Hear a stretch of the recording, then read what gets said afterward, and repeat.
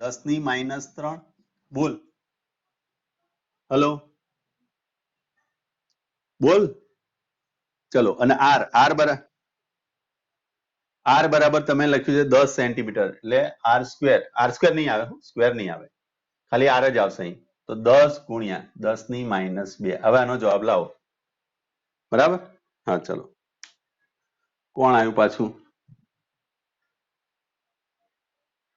ચલો લાવીએ જવાબ હવે આનો કેટલા જણા હાજર છે 22 ઓકે ચલો હવે આનો જવાબ લાવી દઈએ આપણે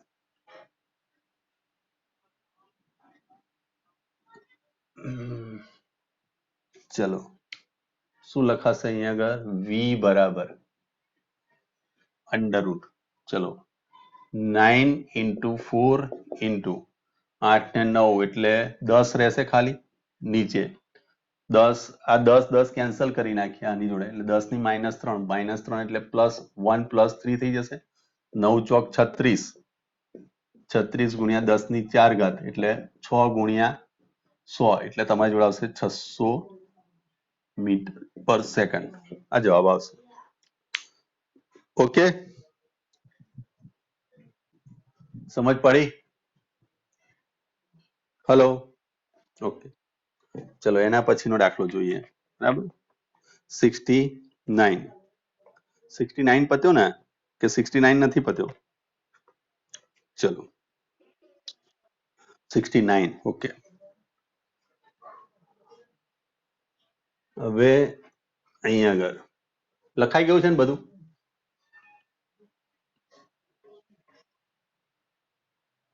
ચલો અહીંયા આગળ 5.0 ગ્રામ દળ સમાન દળ ધરાવતા ગ્રામ જેટલું સમાન દળ ધરાવતા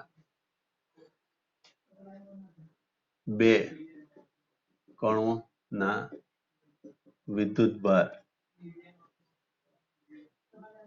અનુક્રમે 4 into 10⁻⁴ કુલમ અને -4 into 10⁻⁴ કુલમ 4 કુલમ છે they are released from the rest તે અનુક્રમે સાથે તેઓ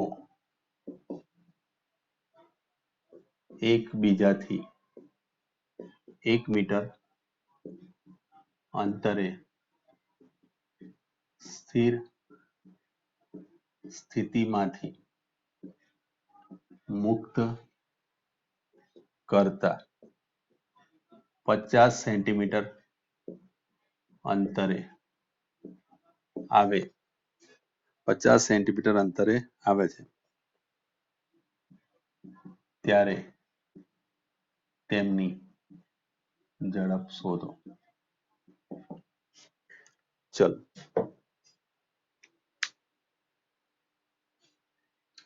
એનું એ સૂત્ર વાપરવાનું છે આજ યાદ આવ્યું ડેલ્ટા યુ બરાબર ડેલ્ટા કે ફાઇનલ માઇનસ કે ઇનિશિયલ આની શું થશે આની શરૂઆતની ઝડપ શું થાય 0 તો કે ફાઇનલ સીધી લખાય 1/2 mv². આની અંદર બે સ્થિતિ આપણને આપેલી છે તો અહીંયા આગળ તમે જોઈ શકશો કે અંતિમ સ્થિતિ અને પ્રારંભિક સ્થિતિ બે સ્થિતિ આવશે આ કે 1 મીટર છે ને 50 સેન્ટીમીટર એટલે કેટલા રહે અડધા મીટર રહેશે ને 1/2 મીટર બરાબર તો આનો ડેલ્ટા યુ તમારી જોડે છે ડેલ્ટા યુ બરાબર ડેલ્ટા કે લખીએ અને પછી એનો જવાબ લાવવાનો છે લવાશે ટ્રાય કરો છો કે પછી ગણીએ હલો ઓકે ચલો रितेश खबर पड़ी के नहीं हेलो ओके चलो चलो અહીં આગળ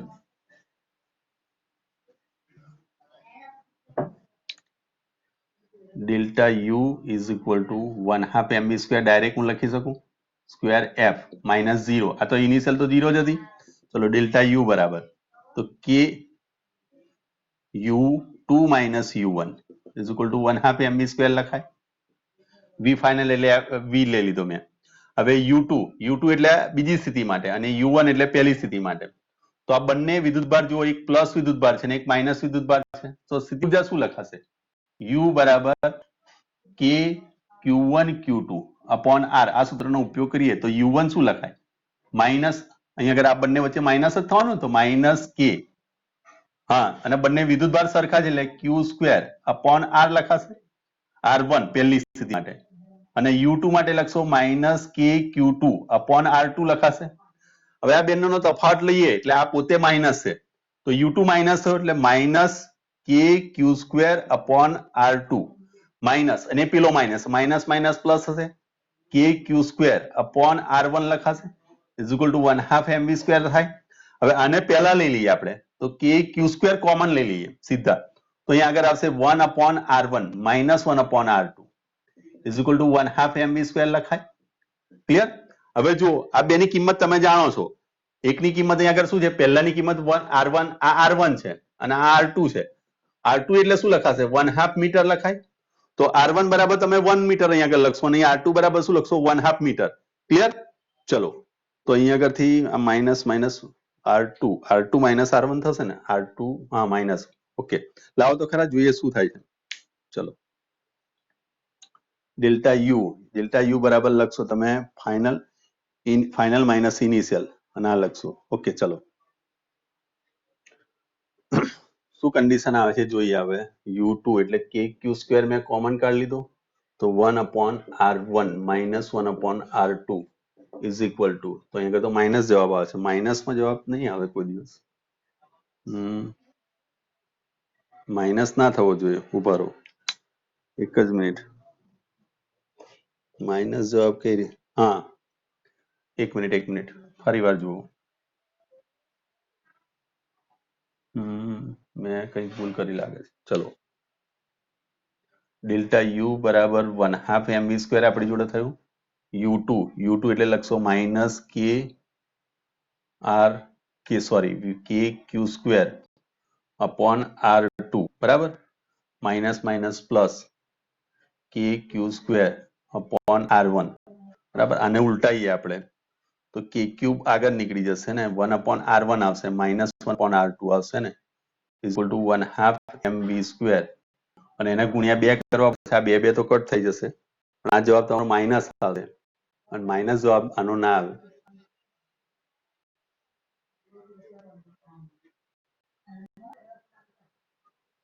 ડેલ્ટા લીધો ને આપણે. હા બોલ. ડેલ્ટા, એક મિનિટ.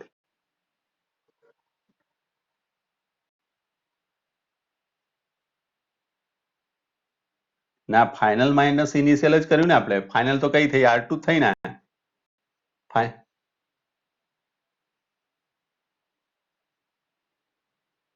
ઉપર એક મિનિટ.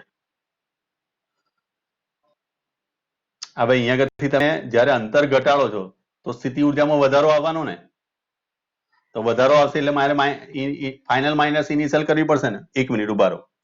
આમ જોઈએ તો W external plus W non is equal to તમે લખશો delta K plus delta U. આ રીતનું એક સૂત્ર છે આપણી જોડે. અહીંયા બાકી તો કોઈ કાર્ય આપણે કર્યું નથી એટલે 0 આવશે. અહીંયા આગળથી પણ આપણે કોઈ નોન ઇનિશિયલ તો કોઈ છે નહીં, ધેરફોર આપણે લખીએ છીએ delta K is equal to delta U પણ આવશે અહીંયા આગળ આ રીતે આવશે, 0 is equal to delta K plus delta U બરાબર.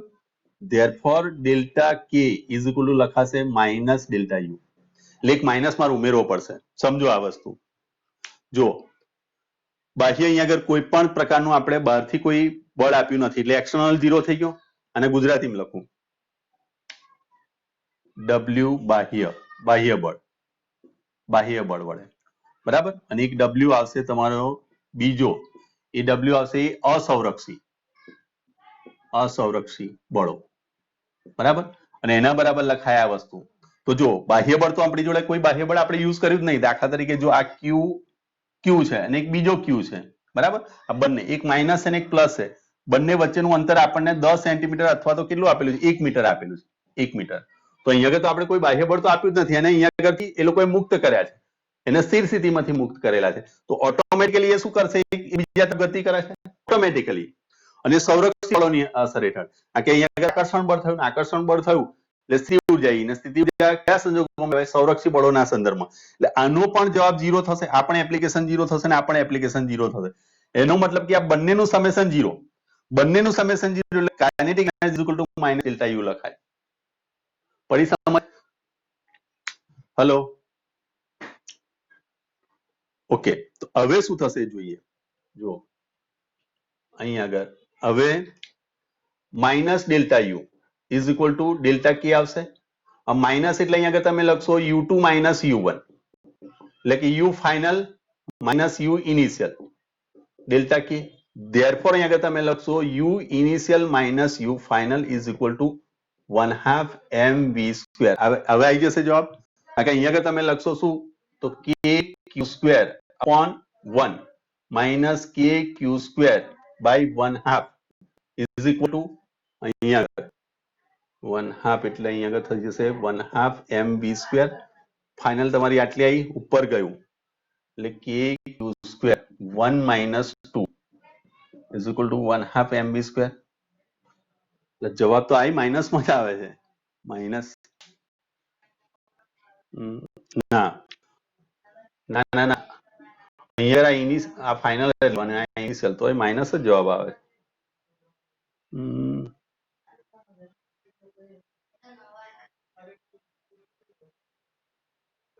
હા તો આ રીતે એ જવાબ બી આ રીતે આવો જ જોઈએ.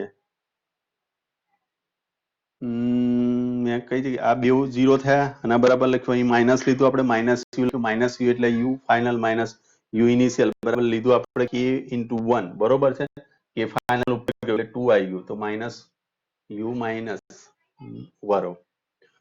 યુ પહેલી જે આવી આપણી જોડે, એક મિનિટ, યુ પહેલી જે આવે છે આપણી જોડે યુ ફાઇનલ એટલે યુ ફાઇનલ આપણે લખીએ છીએ માઇનસ કે ક્યુ² અપોન આર લખાય, એટલે માઇનસ માઇનસ એ પ્લસ થઈ જશે, અને માઇનસ ઉભરો R1 આ R2 થવાની, અને માઇનસ આ માઇનસ માઇનસ પ્લસ એક માઇનસ પેલી એટલે kq² અપોન R1 આવશે. આ રીતે જુઓ, ઇનિશિયલ માટે R1 આ રીતે છે, ડેલ્ટા કે બરોબર છે ભાઈ, આ રીતે જ બરોબર છે, kq², તો 1/1/2.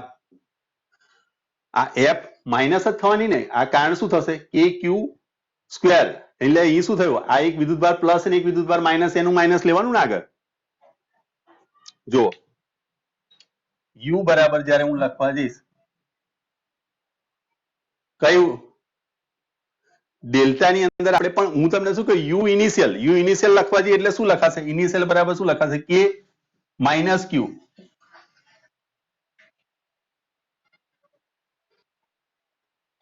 અરે એ રીતે તારો આન્સર આવી ગયો છે, પણ પહેલા પેલી તમે વસ્તુ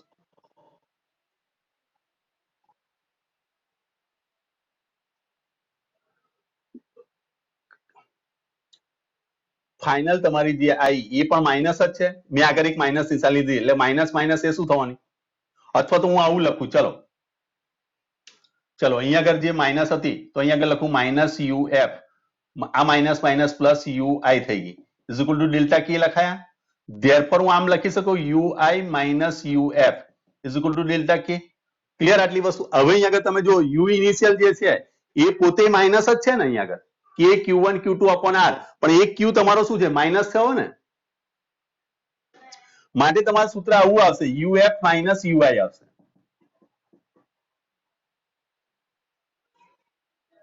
હા પણ મને એમ કે જવાબ માઇનસ માં આવ્યો છે એટલા માટે મેં થોડું ડિટેલમાં ગયો, બરાબર.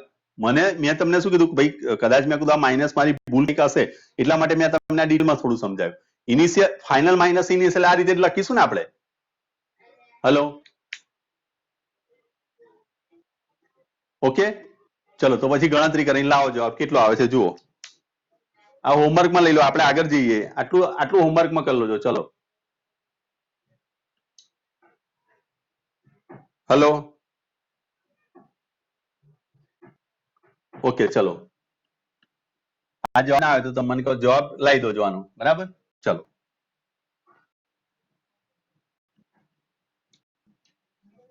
આમ તો કોઈ પણ તંત્ર તમે લો ને, દાખલા તરીકે ગતિ ઉર્જા વત્તા સ્થિતિ ઉર્જા ઇઝ ઇક્વલ ટુ કુલ ઉર્જા ઈ લખાય, આ વસ્તુ આપણી જોડે છે, બરાબર. પણ જ્યારે તમારી જોડે કોઈ પણ પ્રકારનું બાહ્ય બળ લાગતું ના હોય એવા સંજોગોની અંદર જો આપણે એને લેવા જઈએ, આની ડેરિવેટિવ લેવા જઈએ, એટલે આનો જવાબ 0 જ આવે છે. અને આનો જવાબ 0 થાય તો આને એક બાજુ લઈએ એટલે કે એક માઇનસ એક પ્લસ થાય.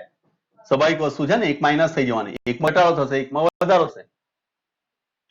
સમજ પડી ને? ચલો હવે દાખલો થોડો ટિપિકલ છે તો જોઈએ પહેલા, કે આ દાખલા પછી ઈઝી માં પછી વધારે જોઈએ થશે, કારણ કે એકદમ ઈઝી દાખલો છે આ તો, બરાબર. તમને સિમ્પલ આપેલું છે, સેમ્પલ આપ્યું છે એસએલ વાયુ, એની અંદર તમને ઇલેક્ટ્રિક ફીલ્ડ આપેલું છે અને ડાયપોલ મોમેન્ટ આપેલી છે. તો તમને એવું કીધું કે મોમેન્ટ ટોર્ક ક્યારે લાગે, તમને ઇલેક્ટ્રિક ફીલ્ડ આપેલું છે ઈ બરાબર આપેલું છે. આ દાખલો તમે મોડે ગણી શકશો એવો છે, એટલા માટે જતો કરું. 10⁴ ન્યૂટન પર કુલમ આપ્યું છે આપણને. તમને કીધેલું છે કે એની મોમેન્ટ એ તમને આપેલી છે, ડાયપોલ મોમેન્ટ P બરાબર 3.4 સોરી 3.4 ઇન્ટુ 10⁻, કેટલા આપેલા છે, -30 કુલમ ઇન્ટુ મીટર આપેલી. તો ટોર્ક મેક્સિમમ શોધવાનું છે. શું સૂત્ર થાય? ટોર્ક મેક્સિમમ, હા, અને થીટા શું લેવાય? 90 ડિગ્રી. તો મહત્તમ થશે ટોર્ક માટે. આ દાખલો આપણે છોડી દઈએ છીએ, બરાબર. આ દાખલો નથી કરાવતો. ચલો એના પછીનો દાખલો, કે બે પાર્ટિકલ આપણને આપેલા છે, બે કણો, બરાબર. બે કણ લખો, કણ એ અને બી, કણ એ અને બી પરના વિદ્યુત ભારો અનુક્રમે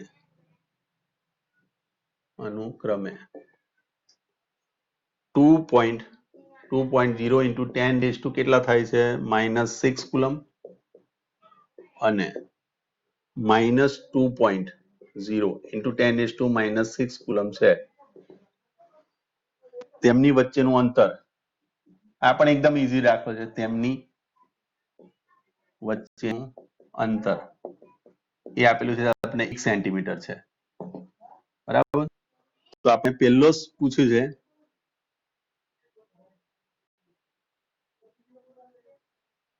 તો ડાયપોલની અક્ષ પર કેન્દ્રથી 10 સેન્ટીમીટર અંતરે વિદ્યુત ક્ષેત્ર શોધો. આવડે? અક્ષ પર સૂત્ર શું થશે? સિમ્પલ દાખલો છે આ પણ. અક્ષ માટે શું થશે સૂત્ર? અક્ષ, ડાયપોલની અક્ષ પર શું લખાશે સૂત્ર? 2kp/r. આ સૂત્ર થાય, અને એનો p એકમ સદિશ, આ રીતે જો સદિશ લેતા આવીએ. યાદ આવ્યું કઈ? અક્ષ પર. હવે અહીંયા આગળ તમને એવું કીધું કે એને લંબ, ડાયપોલને લંબ વિષુવરેખા પર, એ તમને 10 સેન્ટીમીટર પૂછે તો એનો જવાબ શું લખશે? ઈ વિષુવરેખા પર. તો વિષુવરેખા પર આપણને શું લખાય? kp/r³. આનાથી અડધો આવે. તો આ દાખલો પણ તમે હોમવર્કમાં લઈ લોજો, બરાબર. લખી લો તો લખી દો, આ બંને તમારે શોધવાના છે. જઈએ આગળ. હલો, આ બંને શોધી લેવાય ને, અક્ષ ને વિષુવવૃત્ત પર. ચલો એના પછી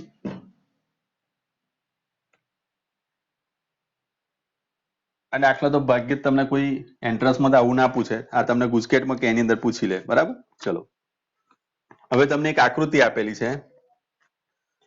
આ આકૃતિની અંદરથી તમારે પરિણામી ડાયપોલ શોધવાની છે, બરાબર. અહીંયા આપેલું છે 2q, આ એ અંતર આપેલું છે, સોરી ડી છે, બરાબર. આ ડી, અને આ છે -q, અને આ પણ -q. તો આકૃતિમાં દર્શાવેલ સ્થિતિ માટે આકૃતિમાં દર્શાવ્યા મુજબ સમબાજુ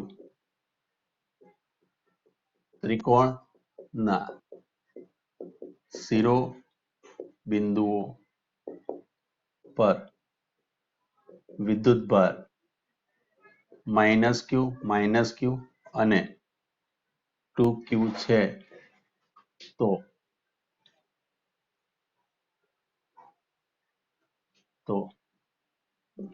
આ તંત્રની કુલ વિદ્યુત ડાયપોલ શોધો. કુલ એટલે પરિણામી, હો, પરિણામી. ચલો શું થશે?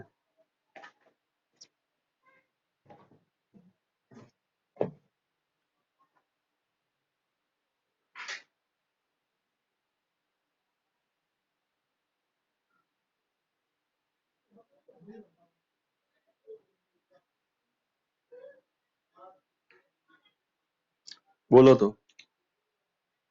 કઈ રીતે લાવીશું કુલ ડાયપોલ મોમેન્ટ? હા, માઇનસ થી પ્લસ તરફ. Very good. ચલો ફરી વાર દોરી આપણે ડ્રો કરી દઈએ આને. તો અહીંયા આગળ એક માઇનસ વિદ્યુતભાર છે, અહીં એક માઇનસ વિદ્યુતભાર છે. તો આના કારણે આ ડાયરેક્શન આની P1 લઈ લો અને એક આ P2 થઈ જશે. આ P1 અને આ P2. તો અહીંયા આગળ તો ખૂણો 60 થાય તો સ્વાભાવિક વસ્તુ છે, આ પણ 60 જ થાય. ક્લિયર? તો પરિણામી લાવવા માટે તમે શું લખશો? તો પરિણામી dipole moment P is equal to તમે લખશો under root P1 square plus P2 square plus twice P1 P2 cos theta. Clear? ચલો પણ તમે જોઈ શકો છો બધા વચ્ચેનું અંતર d સરખું જ છે, સમબાજુ છે, માટે કહી શકાય કે P1 equal to P2 is equal to P ધારો. આ ધારી લો. આ P ડેશ લઈ લેજો, P નેટ લખજો આને. તો અહીં થશે P square plus twice P square into 1/2. Half half cancel થઈ ગયું. તો અહીં આગળ આવશે તમારો √3p. બરાબર? તો √3p એટલે P નેટ બરાબર શું લખી શકાશે? √3 ઇન્ટુ 2a. 2a ની જગ્યાએ શું લખવાનું છે? d into q. આ જવાબ તમારો થશે √3. તો √3 dq આ જવાબ આવે. dq એટલે પેલો dq નથી, આ હું ધ્યાન રાખજો, q ઇન્ટુ d. બરાબર? ક્લિયર? હા બોલ. હેલો. કેમનું? આ 2 2 કેન્સલ થાય, 1 2 2. તો 2a q જે છે 2a ની જગ્યાએ d છે ભાઈ. એક પ્લસ અને માઇનસ વચ્ચેનું જે અંતર હોય એને 2a કહેવાય. બરાબર? ચલો રેડી? આગળ વધીએ. ચલો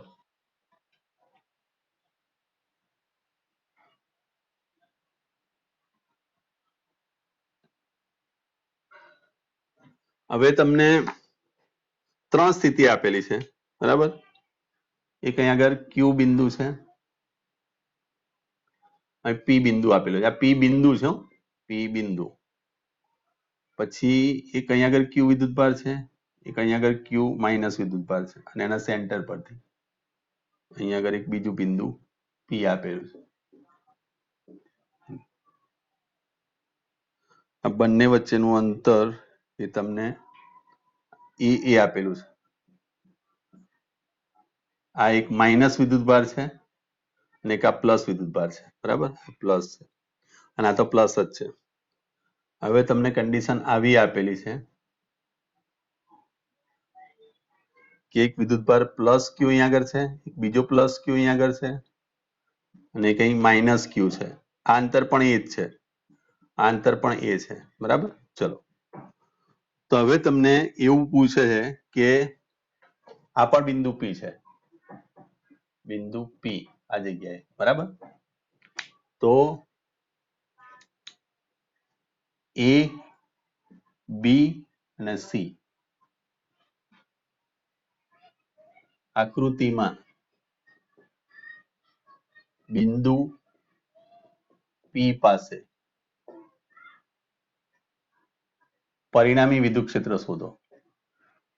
પરિણામી વિદ્યુત ક્ષેત્ર શોધો A, B અને C માટે.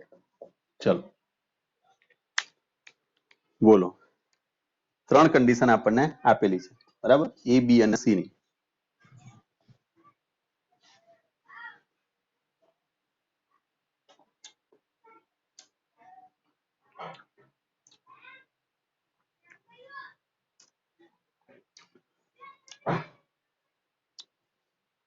બોલો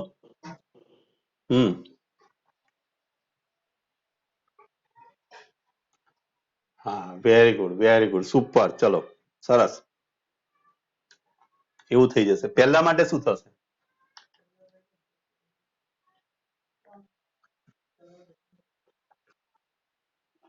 હા કયું સૂત્ર મૂકીશું